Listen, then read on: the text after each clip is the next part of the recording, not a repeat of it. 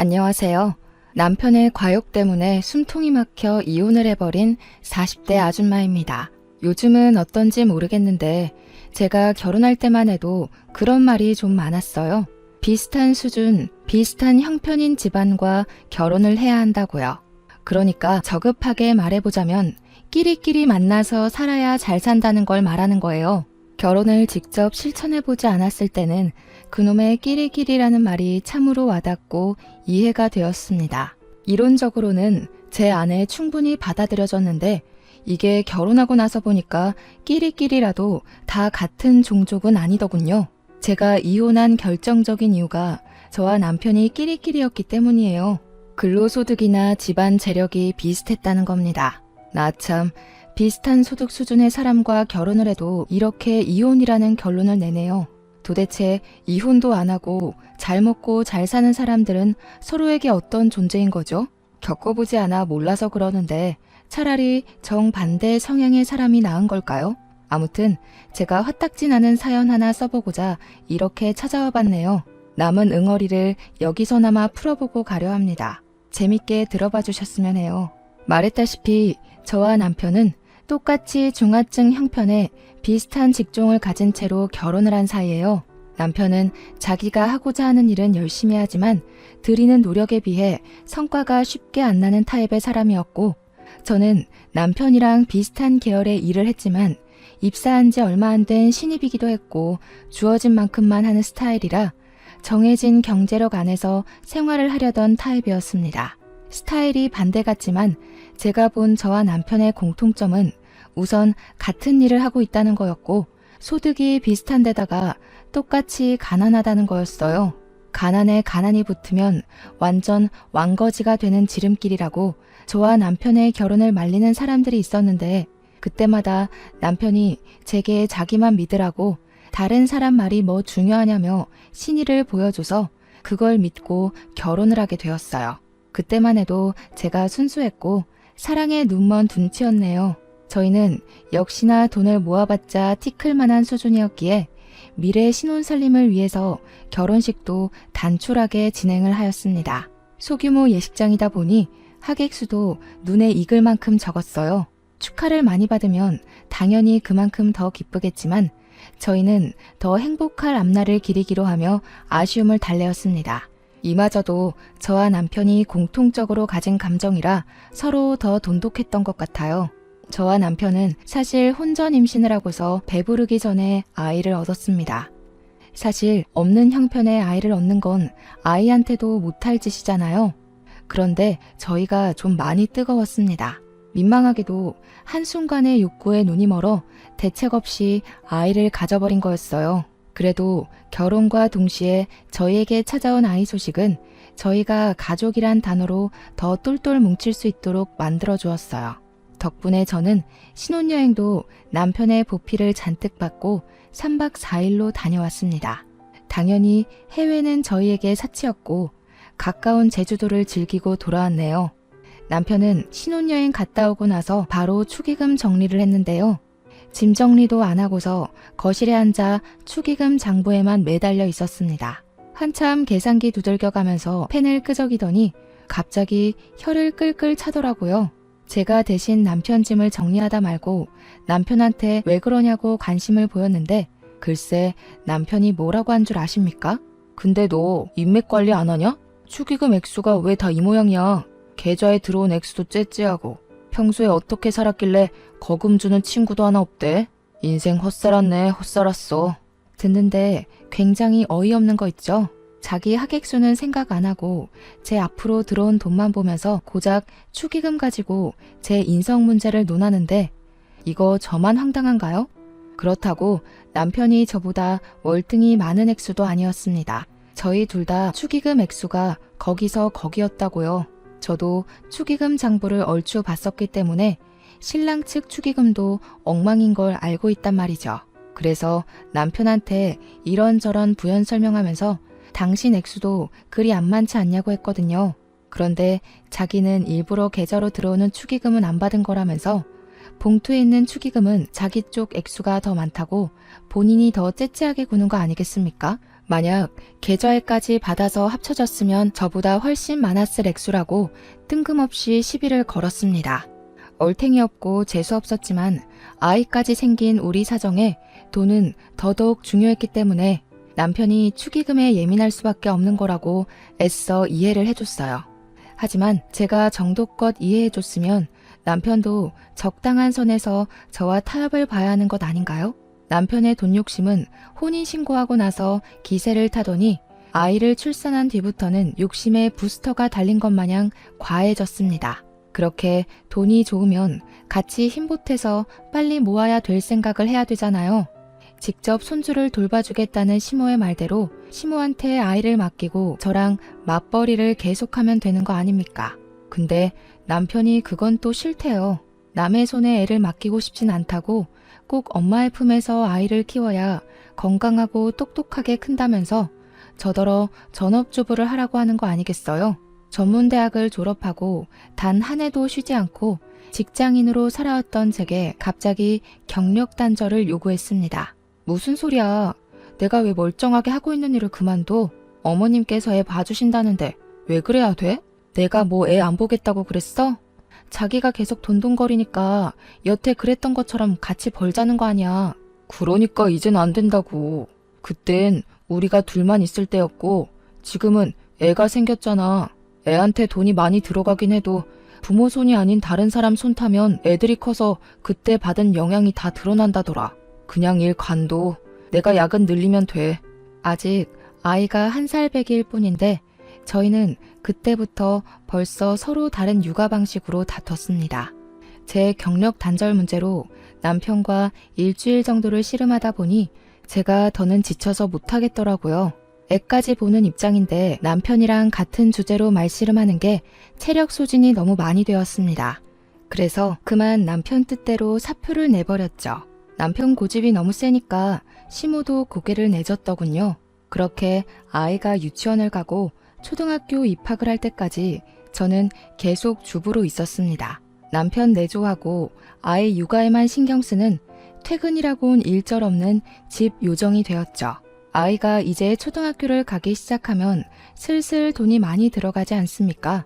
남편은 가난하게 자라서 그런지 아이 교육에도 욕심이 참 많더라고요.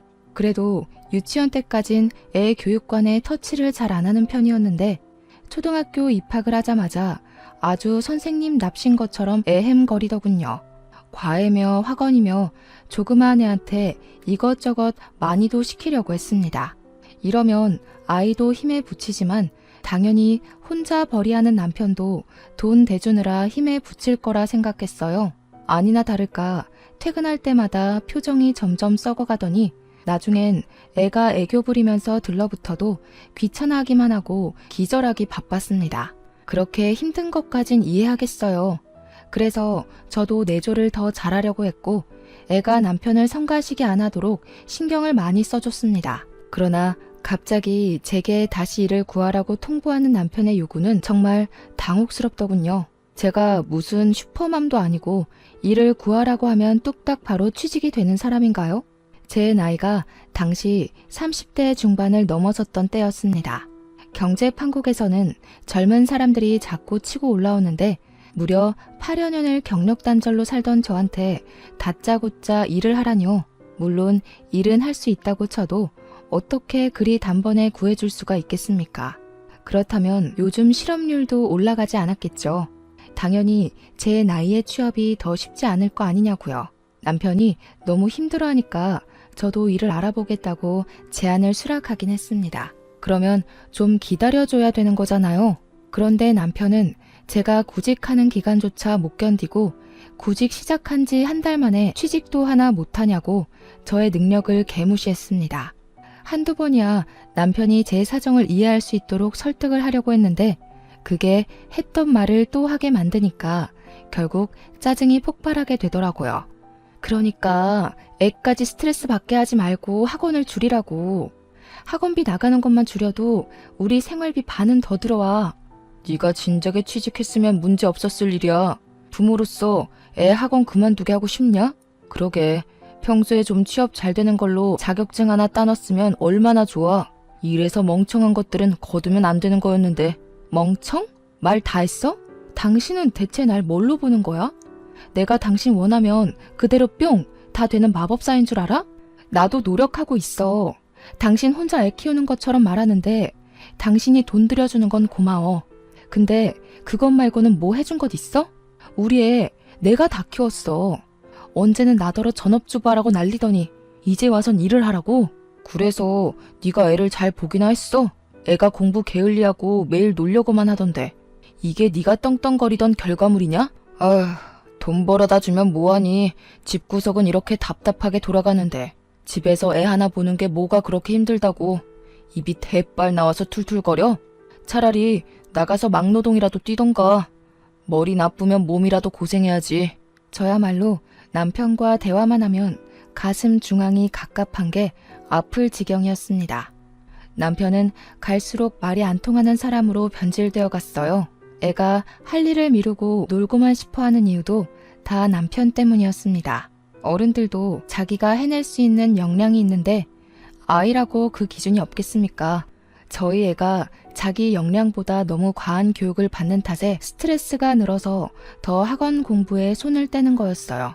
남편은 아이의 그런 모습을 볼 때마다 거기서 받는 피로함을 잔뜩 받아서는 저한테 우수수 풀어내곤 했습니다. 그냥 매일같이 싸웠다는 거예요. 제가 취업 준비를 한 지 2개월 차였는데 경력 단절 주부를 뽑아주는 곳이 정말 많이 없었습니다. 아예 전화 연락도 안 오는 것 보니까 지원서부터 떨어지는 게 분명했어요.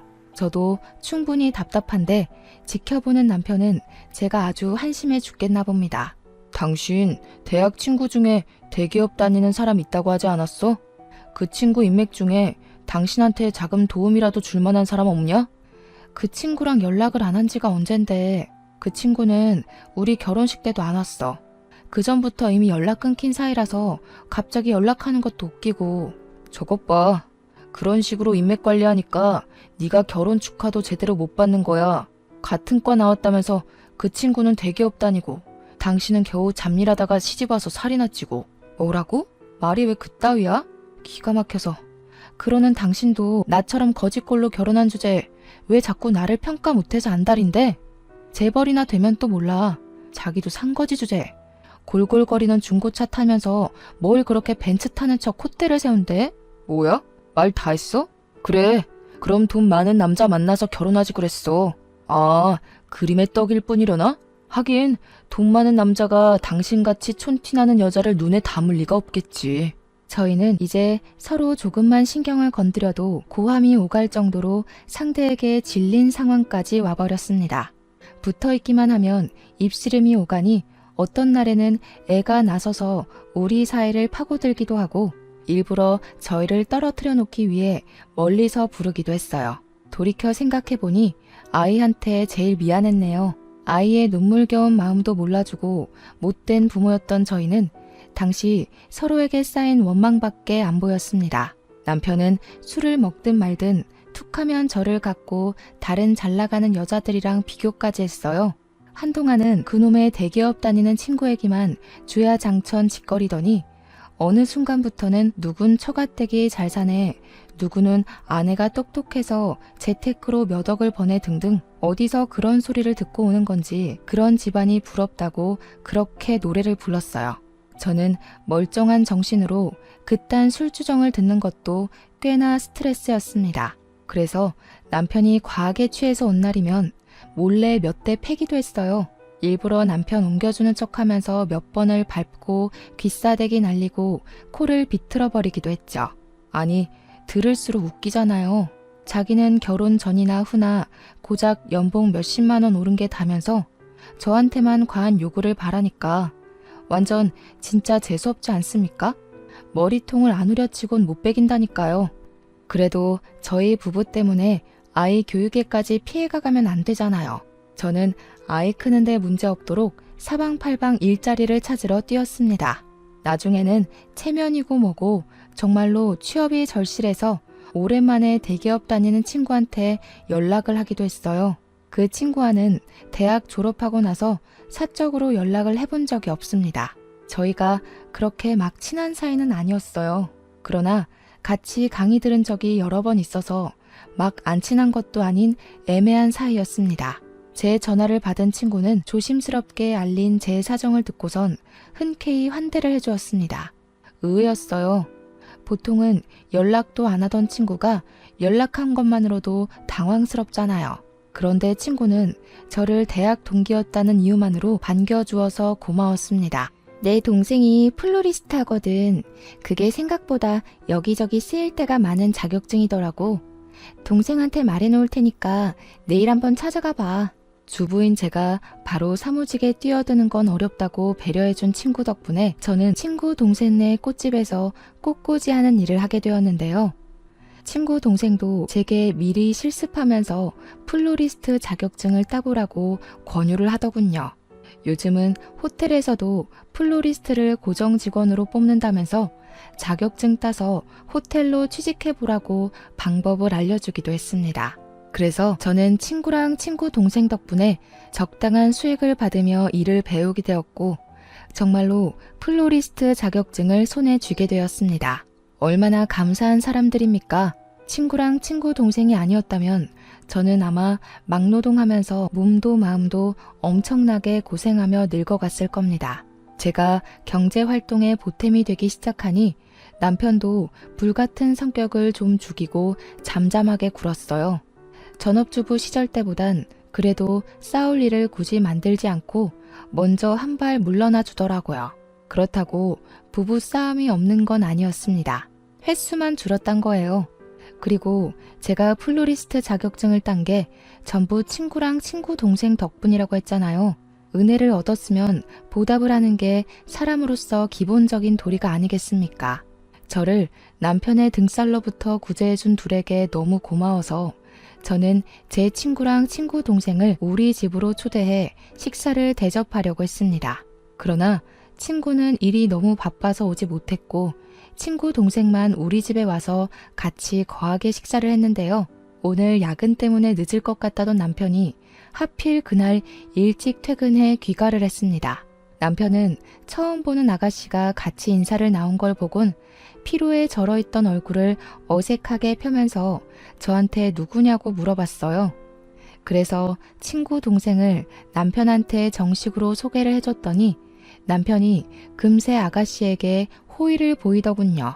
우리 와이프 구제해줘서 너무 고마워요. 언제 한번 인사드리고 싶었는데 이렇게 기회가 되네요. 꽃집 하시는 분이라 그런지 참 미인이세요.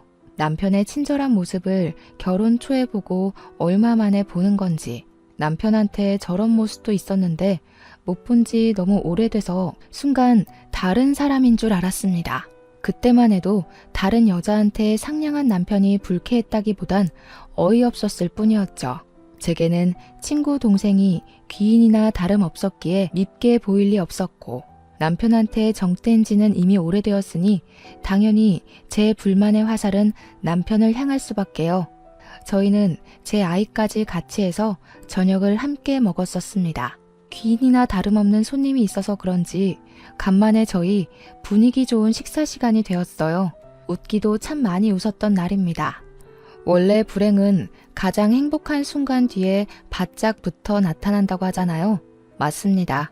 저는 오래간만에 행복을 느껴본 이후로 내리막길을 걷게 되었어요.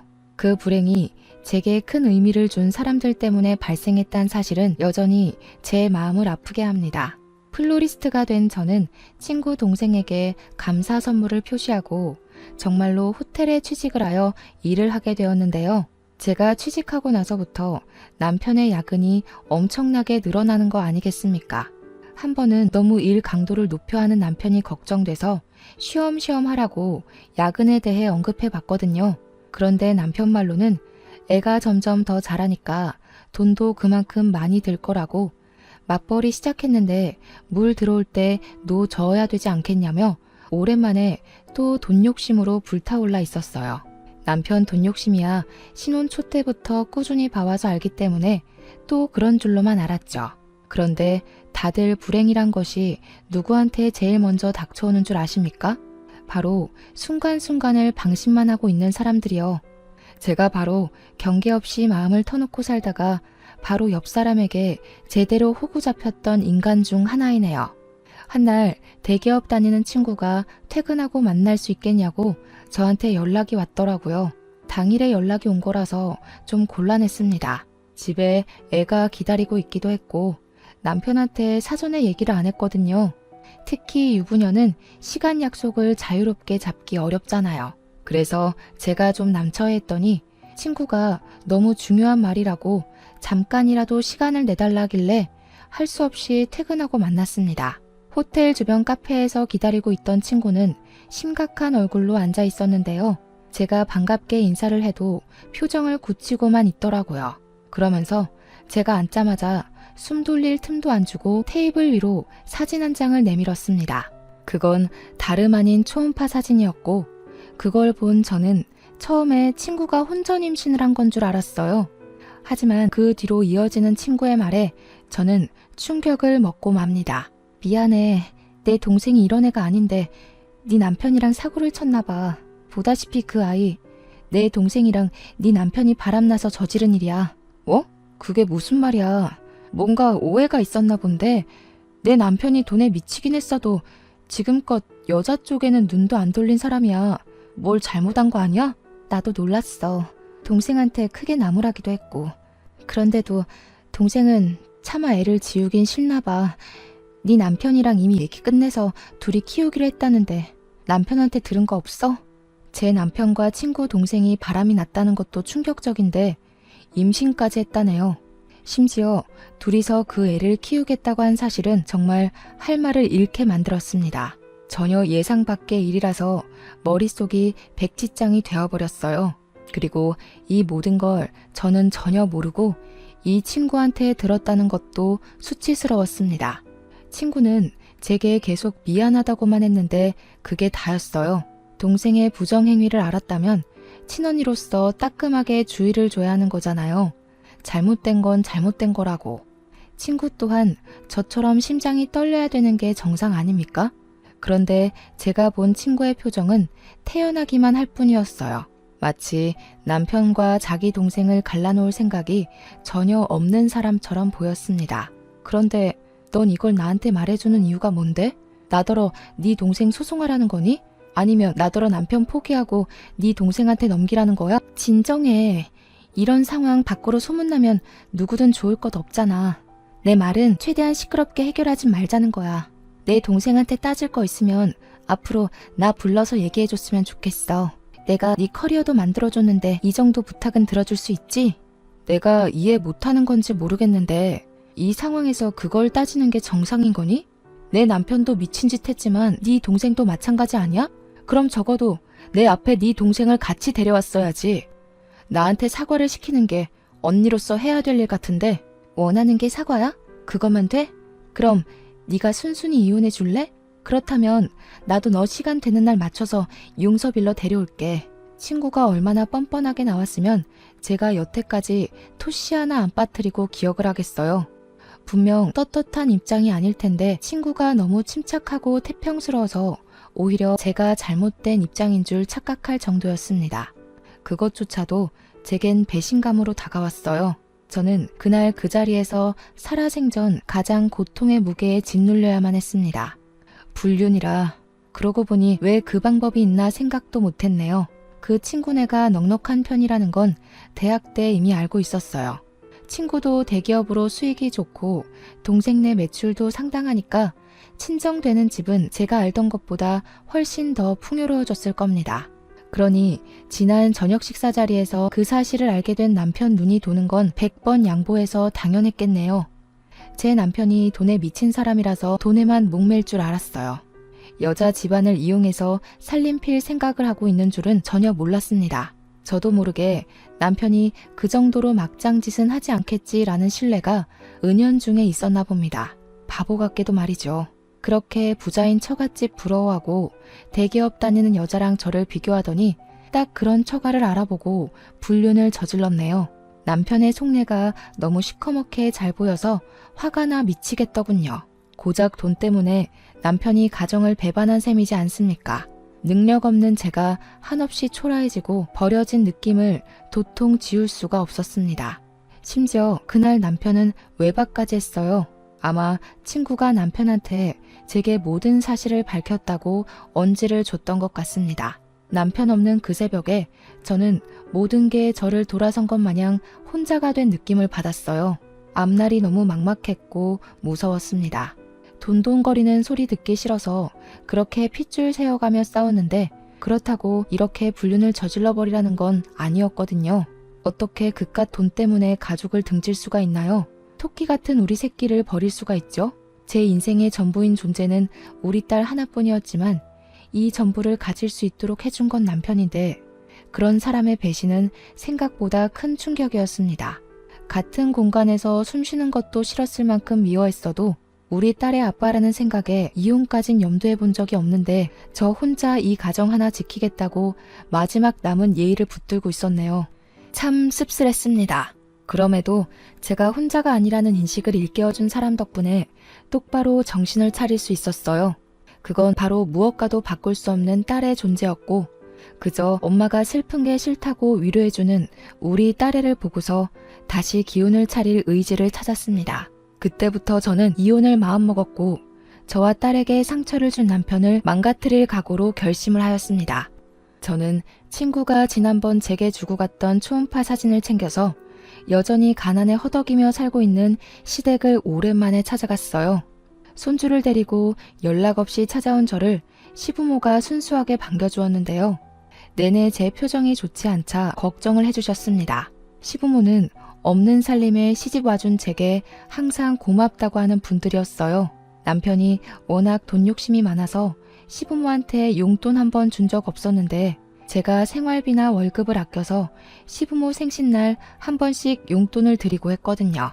제 마음을 갸륵하게 여겼던 시부모는 저를 자기 아들만큼이나 좋아해준 사람들입니다. 그런 고마운 분들에게 남편과의 결별 예고를 해야 하는 것이 참 죄송스러웠지만 제가 이미 딸이랑 저만 생각하기로 각오를 했잖아요.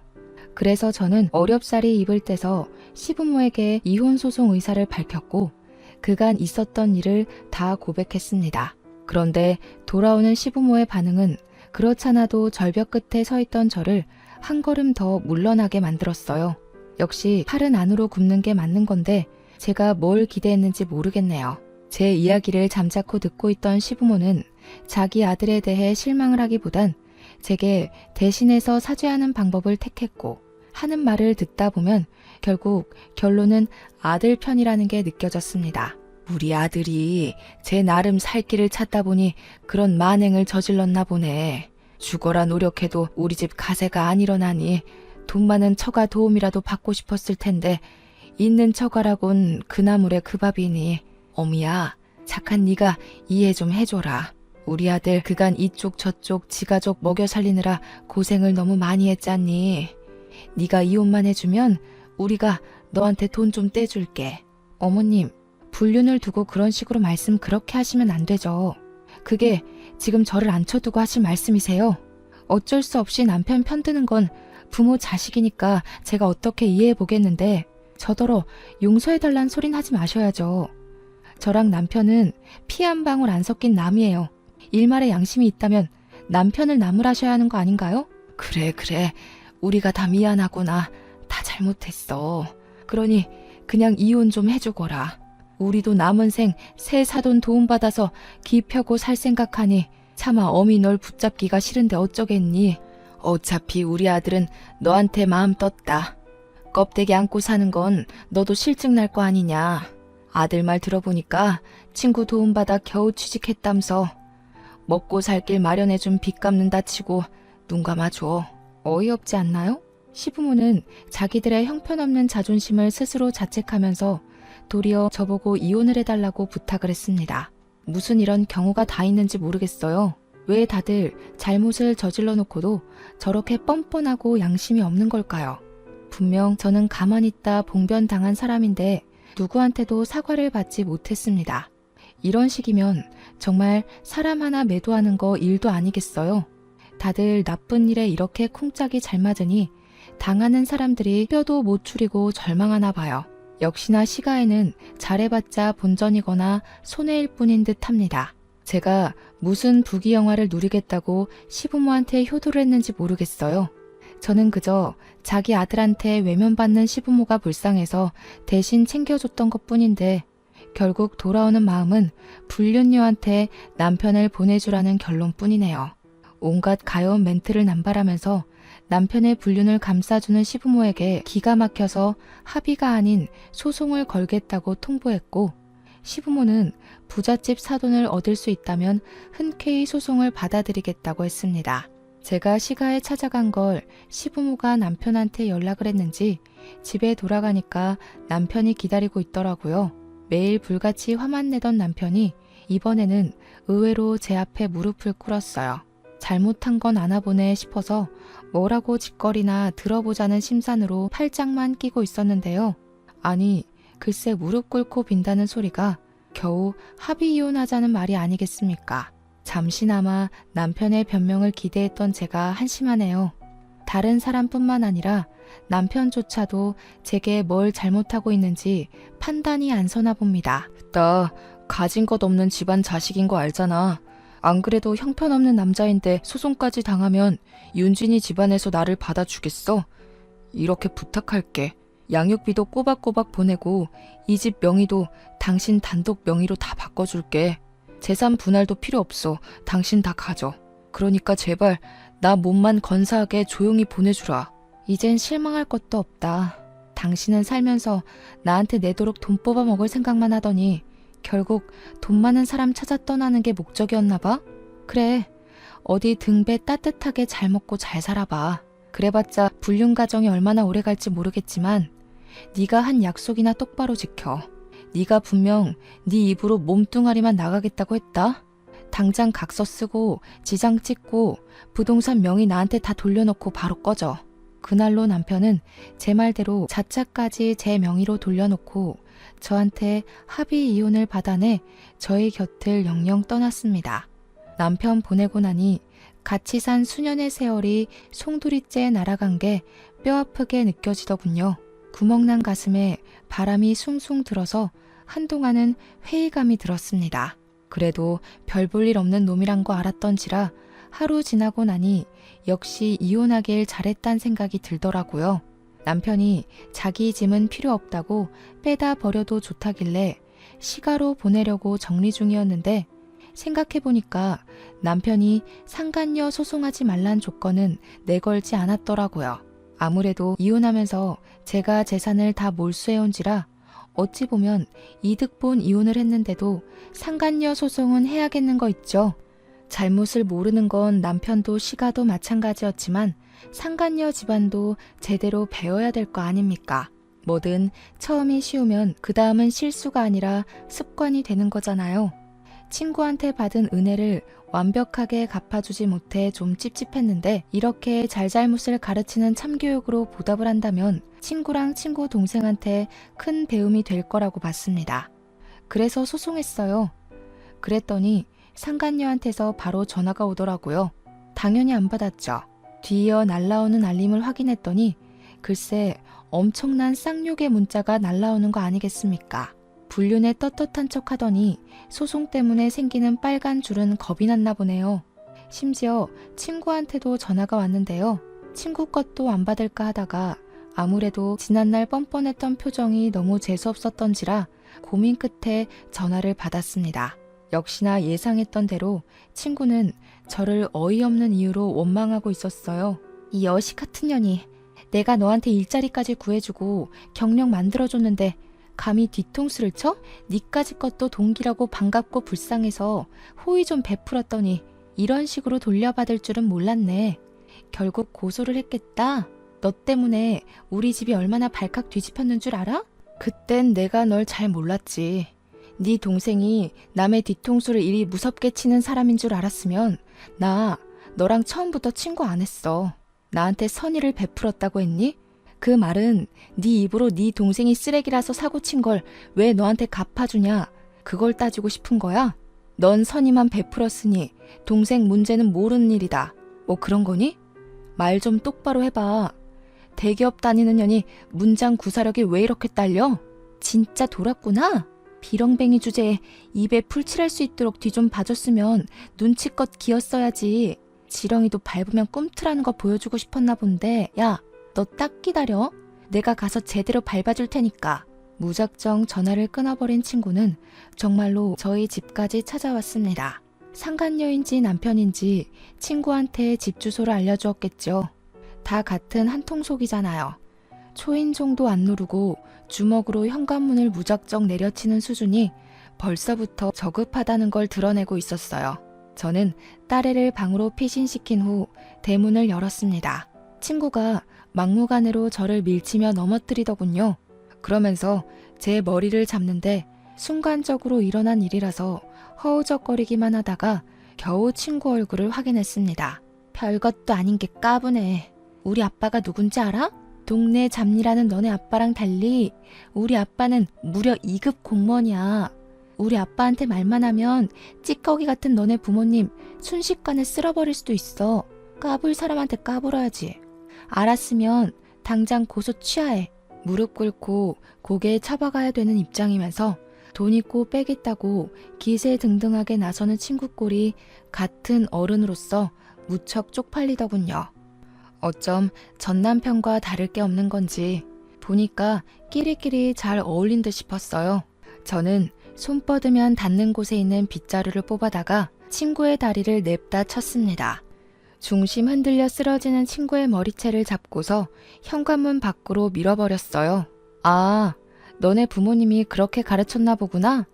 집에 돈이 많으니까 온갖 쓰레기짓 다 저지르고 다녀도 얼마든지 돈으로 해결해 주겠다고? 그럼 그렇지. 집안 자체가 저급한 문화를 가졌으니 불륜 정도야 누워서 침 뱉기 수준이겠지. 그런데 어쩌냐? 너는 방금 네 입으로 네 약점을 드러낸 거나 마찬가지야. 나한테 너를 밟을 수 있는 방법을 친히 알려준 셈이라고. 대기업은 무슨. 역시 멍청한 년이네. 미친년이 뭐라는 거야. 내가 이 옷 세탁비도 물을 거야. 네 수준의 네 월급에 몇 년을 시달려야 갚을 수 있는 옷값이거든? 네가 감히 우리 집에 먹칠을 하고도 무사할 것 같아? 살고 싶으면 당장 소송 취하라고. 너네 그 잘난 집에는 소송이 제일 약과일 텐데 진짜 취하해도 괜찮겠어? 소송 취하하면 그 다음에 네가 알려준 약점밖엔 답이 없는데. 너희 아빠 2급 공무원이랬지? 과연 네가 네 아빠 발목 잡는 짓을 해도 너희 아빠가 돈으로 해결을 해줄까? 내가 죽을 때까지 쫓아서 너네 아빠 권위 무너뜨리는데 온갖 짓을 다 할 건데 그거 감당할 자신 있어서 고작 소송 가지고 이 난리니? 자기 아빠 얘기를 하니까 그제야 친구 표정이 살짝 흔들렸습니다. 자기가 가진 백은 아빠가 다인데 그걸 망가뜨리겠다고 한 거니 주춤할 수밖에 없겠죠. 높은 위치에 있을수록 겸손하고 조심해야 한다는 걸 망각한 모양입니다.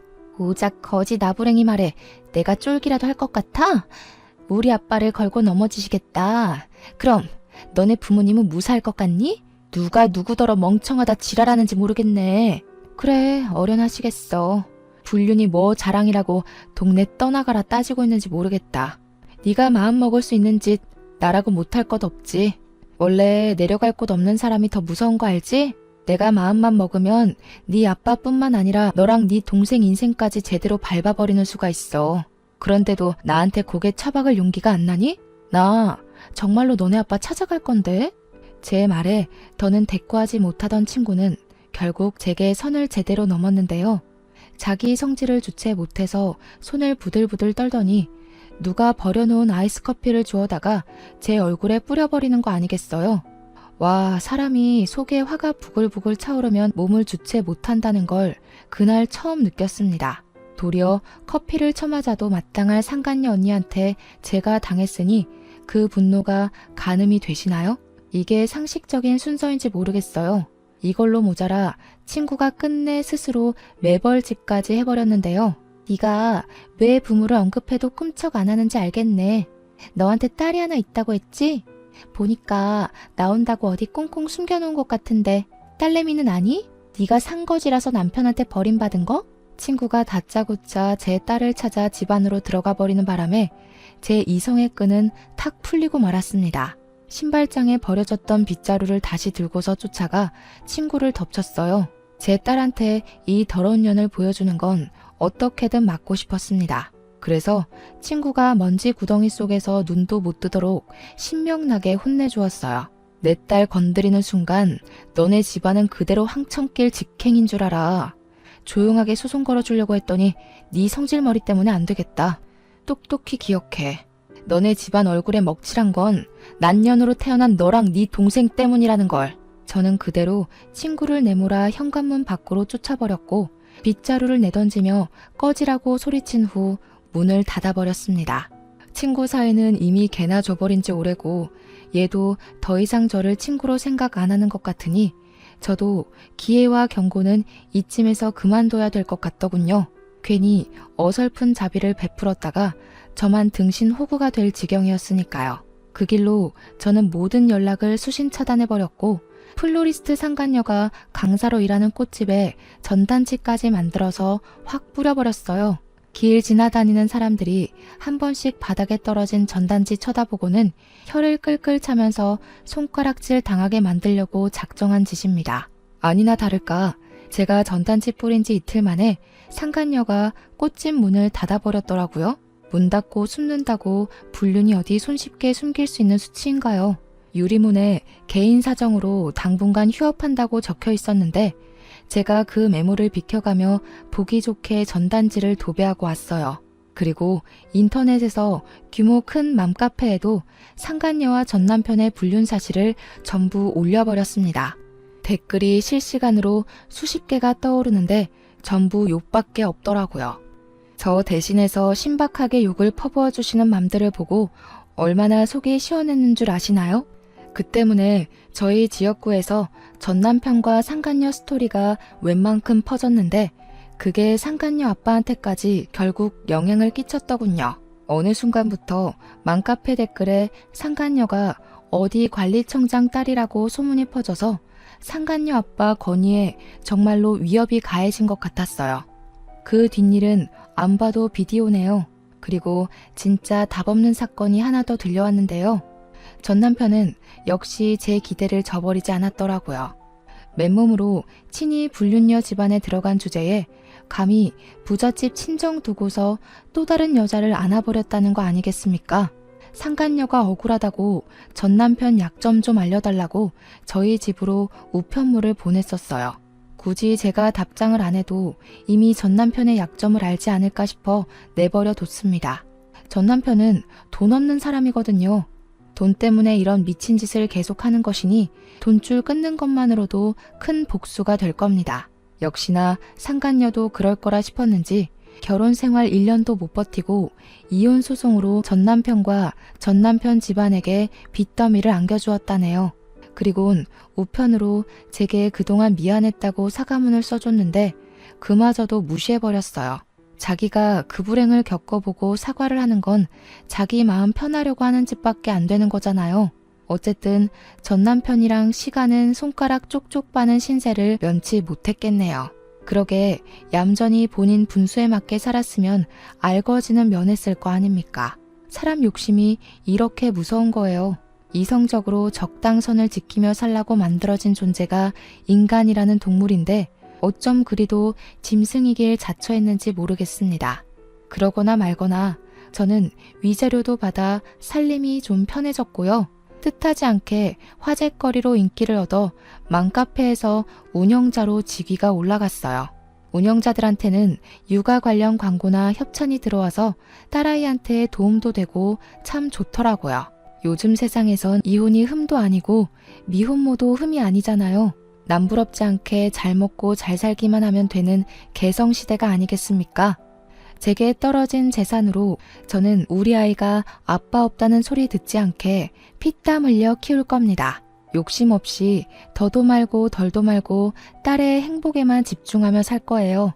모두가 돈벼락 맞기를 바라지만 내 수중에 과분한 욕심은 버릴 수 있는 용기가 있었으면 좋겠어요. 돈이란 게 종이 쪼가리일 뿐이지만 사람의 전두엽을 조종한다는 말이 맞는 것 같더라고요. 어쨌든 앞으로 제게 떨어질 악재는 이걸로 끝이었으면 싶네요. 사연은 여기까지입니다. 편안한 밤 되세요.